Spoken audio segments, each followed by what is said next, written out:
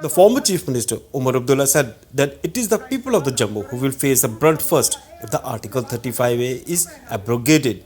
He said he is only trying to correct the propaganda of the BJP that this article is only beneficial to the Kashmir region.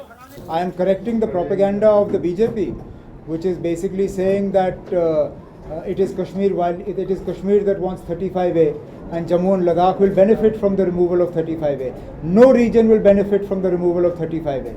In fact, if anything, the immediate brunt will be faced by Jammu. Subsequently, Kashmir will face the brunt of removal of 35A. But this propaganda of political parties here that Jammu should favor the removal of 35A because it's to their advantage, I am trying to correct that propaganda. Omar said, "We are undoubtedly part of the One India, but why can't J&K with special status remain so?" Former Chief Minister said it is the propaganda that industrialization will happen once we are done away with this article. He said it is a fact that J&K is geographically a disadvantaged state and Tatas, Ambanis, Birlas won't come here. We are still one India now. I'm sorry. We are one India. But please remember, Jammu and Kashmir became a part of the Union on the basis of a constitutional provision wherein the Union of India was responsible only for currency, communication, defence and foreign affairs. That time also it was only one India. Over time that position has been eroded. But there is no reason why an autonomous Jammu and Kashmir ceases to be a part of India. Yes, if you continue to tinker with the constitution, if you continue to erode everything that was the basis of accession, then it is those who are doing that tinkering that are threatening the concept of one India, not us. We don't question accession. Again, I have huge problems with this propaganda that investment has been held up because of Article 370 or because of 35A. Investment has been held up because Jammu and Kashmir is perceived to be an unsafe destination for investment. It has nothing to do with land ownership. The truth is, before 1990 there was industry in Jammu, but there was also good industry in Kashmir. Why did industry in Kashmir die after 1990? It had nothing to do with 35A or 370. It had everything to do with Jammu and Kashmir perceived to be an unsafe destination for investment. The fact is that even without 35A and 370, Jammu and Kashmir is not an attractive destination for investment because we don't have raw material. We are a very small market and we have a huge locational disadvantage. We are at one extreme of the country. Somebody manufacturing in Jammu and Kashmir, if they want to sell their product in Chennai, why will they come here?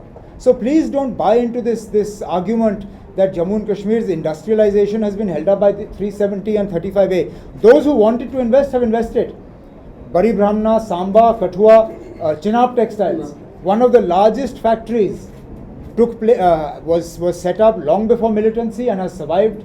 So please don't feed this argument to people that you will remove 35A and suddenly Tatas, Birlas and Ambanis will come here and set up factories and unemployment will go away, because this is a lie, this is propaganda, and none of it will be realized if, God forbid, 35A is removed. He once again acknowledged the role of Maharaja Hari Singh in framing this law, but also added that it was done so more so for the people of Jammu.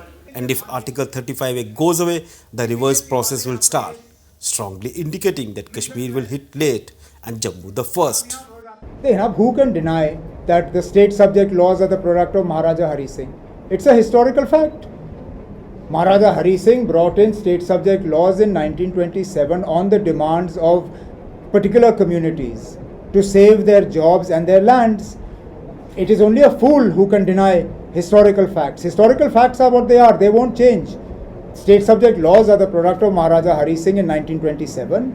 They were protected subsequently after accession of Jammu and Kashmir to the Union. These are facts. मैंने अपनी तकरीर में यही कहा, जनाब आप इस चीज़ को भूल जाइए कि कोई जहाज़ से लेके आपके ऊपर से उड़ के सीधा कश्मीर में उतर के ज़मीन खरीदना शुरू करेगा.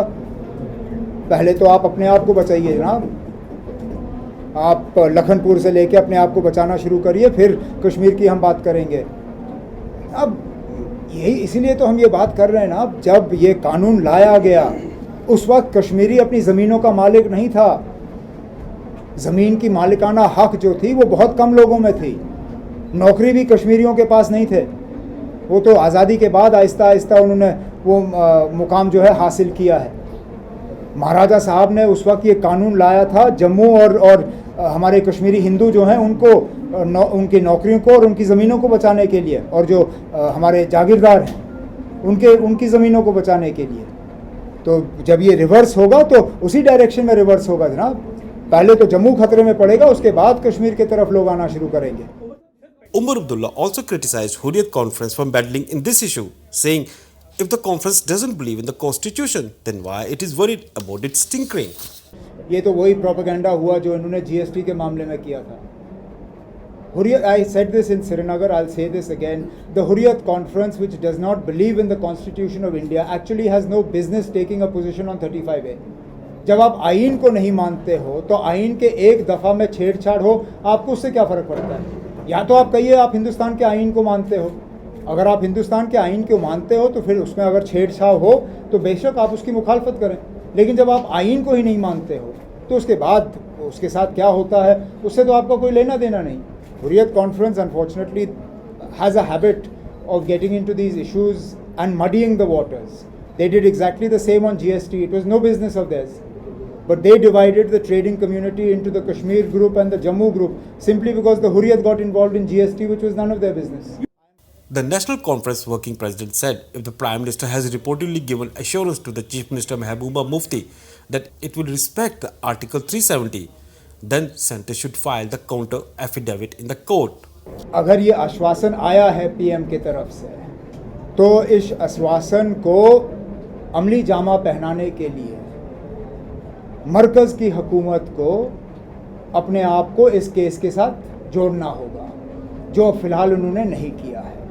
अगर ये सही है कि वज़ीर आज़म साहब ने वज़ीर आला साहिबा को ये आश्वासन दिया है कि 35A के साथ कोई छेड़छाड़ नहीं होगा और इसको प्रोटेक्ट किया जाएगा, तो इसको प्रोटेक्ट करने का तरीका जो है वो अदालत में है। अभी तक तो सिर्फ काउंटर एफिडेविट जो है वो स्टेट गवर्नमेंट की तरफ से फाइल हुआ है। हम चाहेंगे कि प्राइम मिनिस्टर के अश्योरेंस को एक रियलिटी बनाया जाए, उसको अमली जामा पहनाया जाए और 35A को बचाने के लिए एक काउंटर एफिडेविट जो है वो सेंट्रल गवर्नमेंट की तरफ से भी फाइल किया जाए। He said it is also a propaganda that state subject laws are discriminatory. He said now the laws have been framed when the Mufti Muhammad Saeed was the Chief Minister, and now his own sisters have as much rights as he has.